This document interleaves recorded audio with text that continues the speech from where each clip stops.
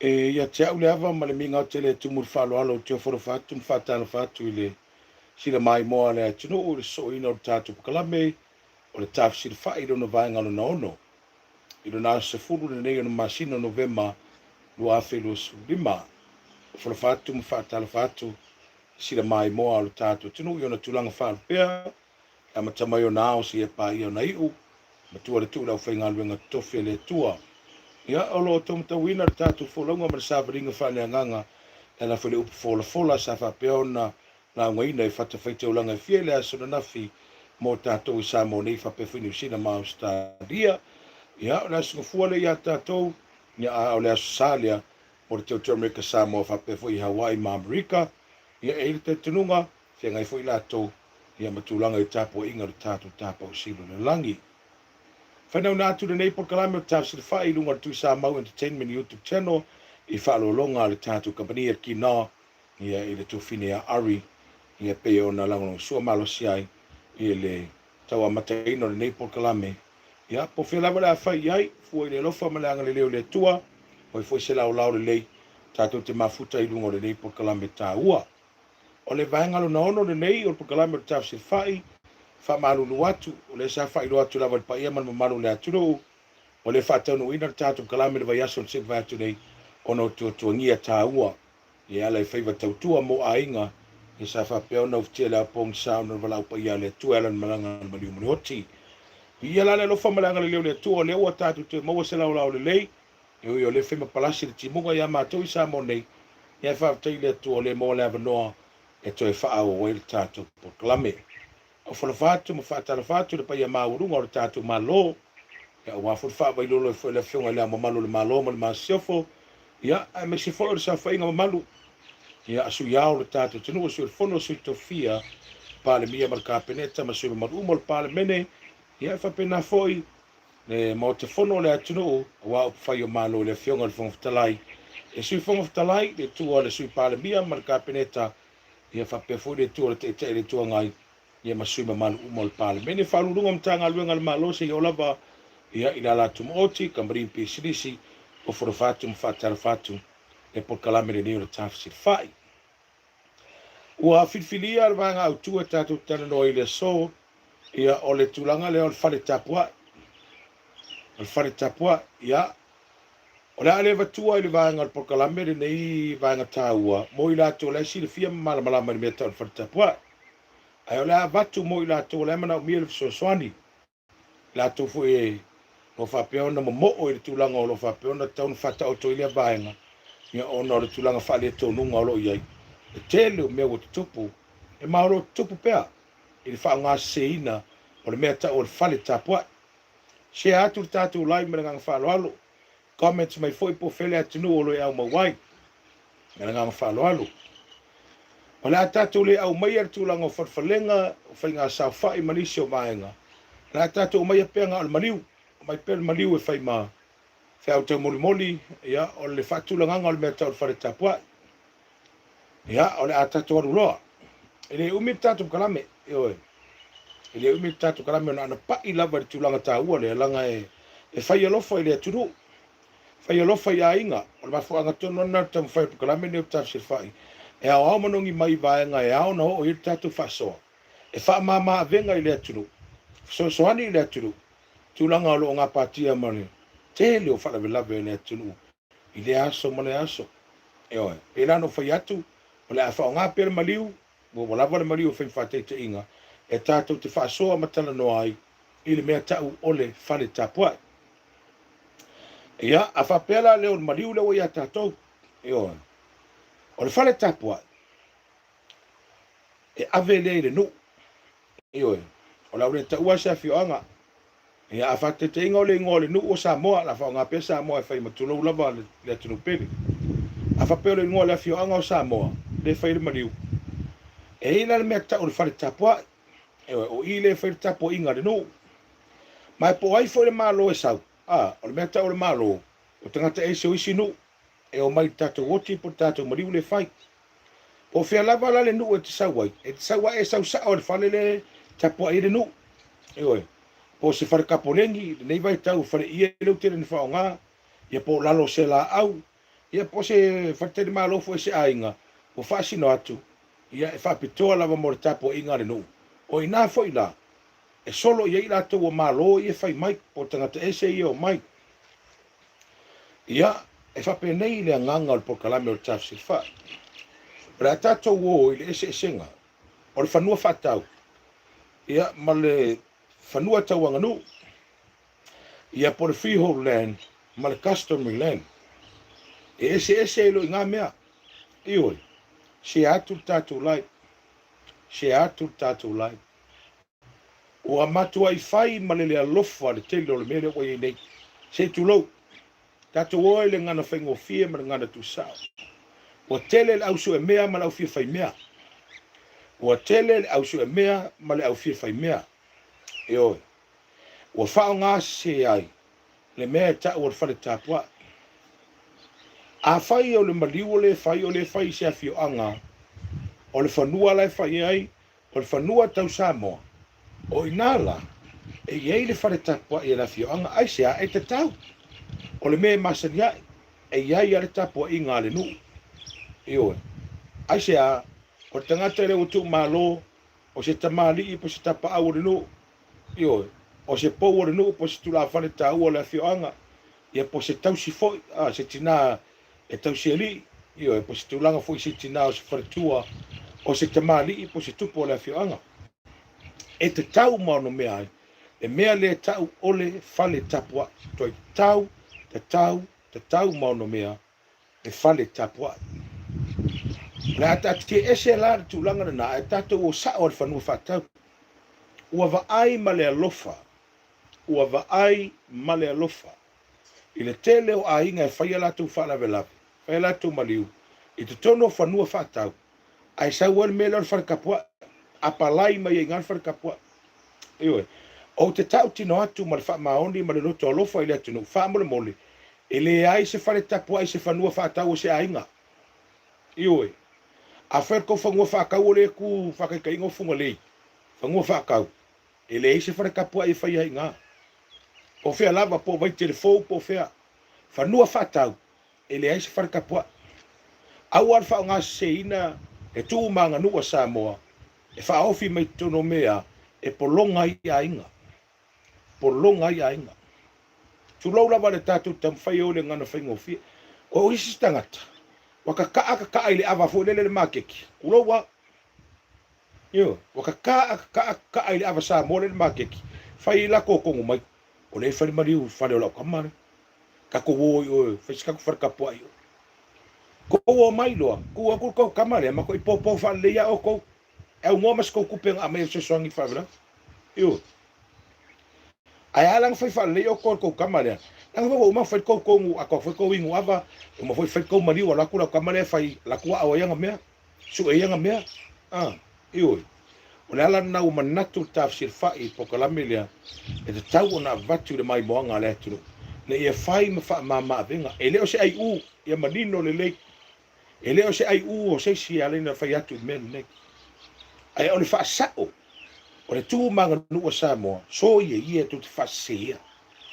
so ia o ko le fai le mele ku lo wa le afia matangi somtalanga alanga le sa o vai langa le fa kwa umar mak fala velave le fa kwa umar mafuanga ngale sa po kala mervaso en kenge le lang ko wa ko blok sa fa me o le fa ko ngol mako ai po la la fa mai nga fa lo le ri ku ko va nga ma fa le ri fa ko men ko manga o ri ma fa ai sia ke le fa ka karang sa fa mai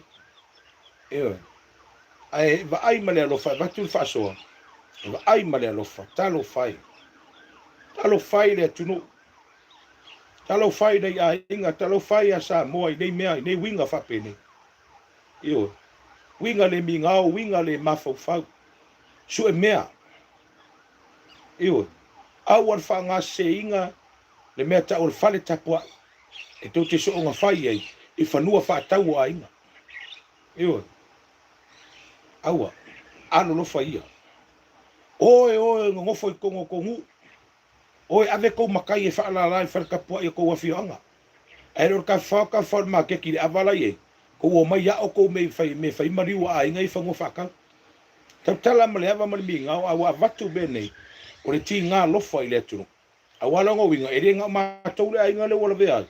a tele isi ainga lai afia talo fai io ele io mai o ko mai so se kupe faka o fangu la ainga le io bala malama e tu lango le se sengo o fangu la faka o la ainga le faka o la ko kupe pule la ko io ai lo leo afa mai ia tapo inga nei ia ka ule ngu mari ku malu afa ai le ango mari le minga io afa ai le ango mari le minga aku ka ko ingo afio io ka ko ingo afio anga ma ka ko mari ngo le ainga ka ko mari ngo o le ku malu la ko se vai arfa ngo fa ka ule fa mari talo fai ar ko kamare ko aku io ko kamare ko kingu ava fakas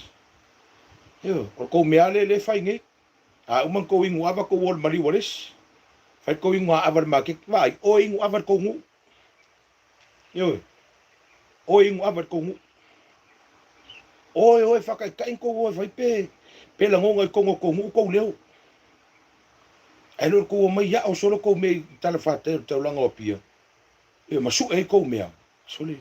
o le atunu le nei o le fula ma le mamala so ni io o le fula ma le mamala le atunu le nei o Samoa me la le atunu pele le wa vatu fa soa e o ngamo o to lo la papa au fangu fa tau fa malama fa sa o tangata ye tuto to ainga te me fai tu fa la e le ai se me ta se fa te puai e se fa la fai tu no se fa nu fa tau io vanga na ai o le faile maniu o le fai tono ele to ainga mar tonu le tau fanua tau Samoa ona yai le o tapo inga mamalu ali fai pule o la fio anga manisi o le to malo mani malo e watu na sa o ilo le ngal meta o fale tapo ai a fai o maniu o le fai e fai lungo o fanua fatau ele ai o ngala le fai upule le tu ne sa o le o le ai ele fai ele apala ia ingal mele ta for tapua ia manino le mai Samoa mai mo mai e fata oto le manino le se senga o mea e ese fanua fatau ese fanua falanga nu ese fanua fatau ese fanua falanga nu o fanua falanga nu e okay inga e mea ta for tapua ia le nu mala fio anga mari tu malo manisio malo ya sisiatu al meta fa no fa ta ole fa yer mariu ele se me fa penga e kas a mo me o si e waku pa ngol me waku nga si ma paulo e waku mare kalesia al fa ta po ile ila uri su me ye ngi le ya anga le la waku ka we foi ngo wa fio anga ma ka we foi ngo ku malo ka vale fu a fio anga ma ka vale ai ku malo ai le fa ngu wa vai le mafofa io ele fai ngu ia ko ka wa ko ele ku malore ko ka io me la le tinu pele mara mai mo fa fonga de yas o pa ia tu na pu kala me taf sirfa io o pa ia tu na fa malo atu ya taulelei mafuta mai mana fa so mafuta tu ine ya te ro io se atu tatu live e wala var tasile tatu tala no ile so o lava al fare tapu ai te tara no ile so fiu lava mato na ngai te tununga to tele tanga to le pangati e mata upuna ona ile mala malama la to io o fai e lunga fa pese ka ko wo kile ku pervanga na ide kai uma ku pervanga la mais ka ko la fo ma men ka ko e ko ngama ama men ka parpala malo men ka puspi supo men ka pusairi o tau manino atu ele se mea e o ia kungu ngai fafu e o kausa o kua ele ingi fara kapua e fai ai e ngai lo ngi ele o kakongu ele ngi usila io e la o fai a kusa o e kusangi usila mafangu whakau e ngai Samoa kusa le e ni fara tapua e fai ai a manga e fai mea ngā fesiri mai le ai ngai ongal maliu pe le talia ina io ai vanga na ile maliu o lai fai sao e tono ele tau Samoa Tino wanga na ile maliu ola fai sa o tono ile tau sa mo tono le nu mala fi anga nga sa ola ia le meta o fale tapua a fangua fa kau fangua pala langi o tunu lai fafo ele se meta os fale tapua e fai ai so ia tu te faseina le tunu polonga ile tunu polonga ainga ono tu le alo lofa yo ma ave sei nai tu pulanga telavo e tu manga no Samoa le a lai na fai mai le nu le o polonga ai lo le nu o ka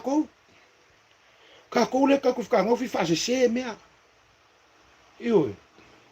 ya la le talo tu mana ngang fa lo mai mo le tu se a tu tatu lai fa manino le meta fa tapua le ai kwai o le ai atu yo nga ka o le lofa ma fi fai mea fi ai yo ola ia ka oi foi ngo ngu ma ka oi foi ngo ku malo ai le fa ku le ngu e fa nga mea ele fa ku le ku malo e fa nga mea yo ai o le fale tapua ia mo si le fia ia manino o le maliu e fai i tonu ele tau Samoa fanua tau Samoa le ainga yo e te tau ai le fale tapua ia le nuu ma le afioanga ona ole ele tau Samoa fanua tau Samoa ai o lo tato me tau freehold land por fanua fatau o tulanga fangua palalangi nei fafo nei se mea malo le yo tu leva no ai o mai si ele ainga me si mai ma paulo yo mai ma le kale si e fa sino ia tulanga le mamoi no fai langi fo longa ai awar ko fa nga me se ma le fa pe yo fa na tu pulanga ai o sa onga na fa Samoa yo ele ai ele sa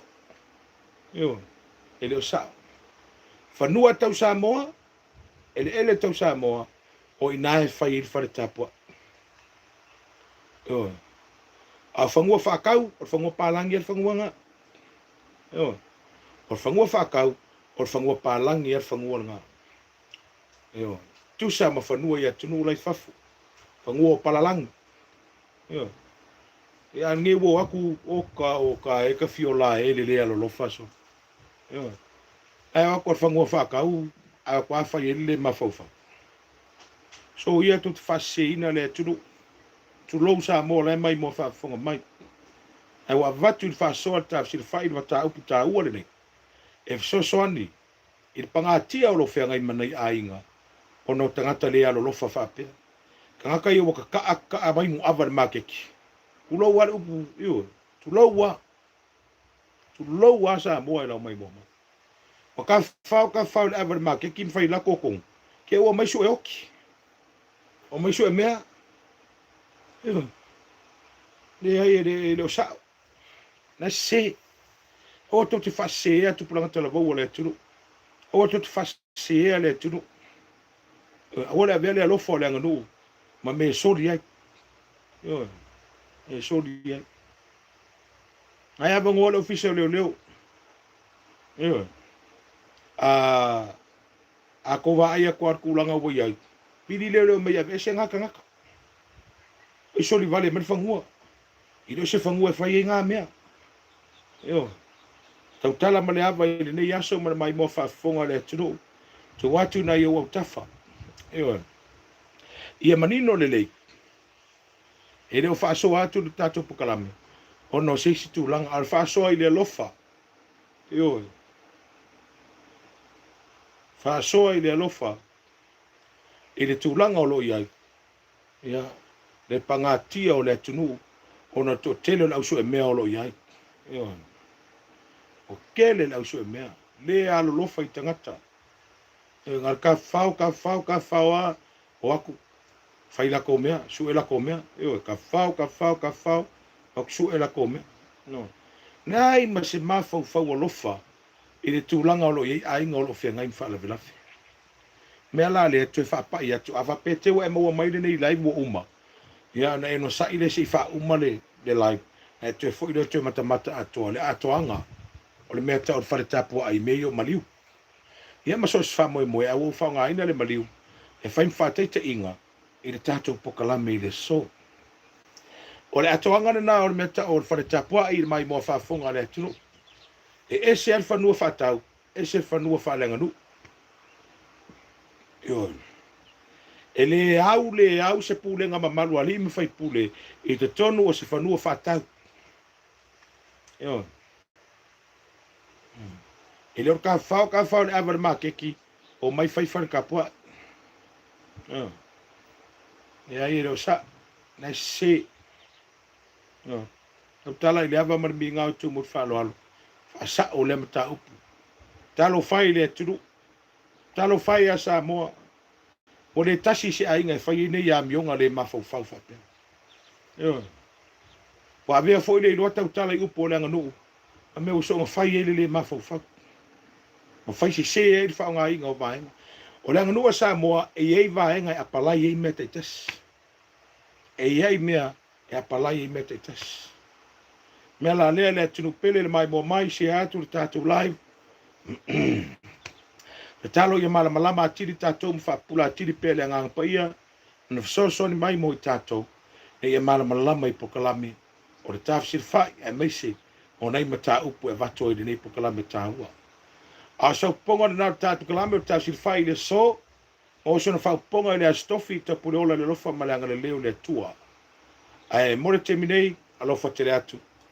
God bless. Tō whāsoi fua.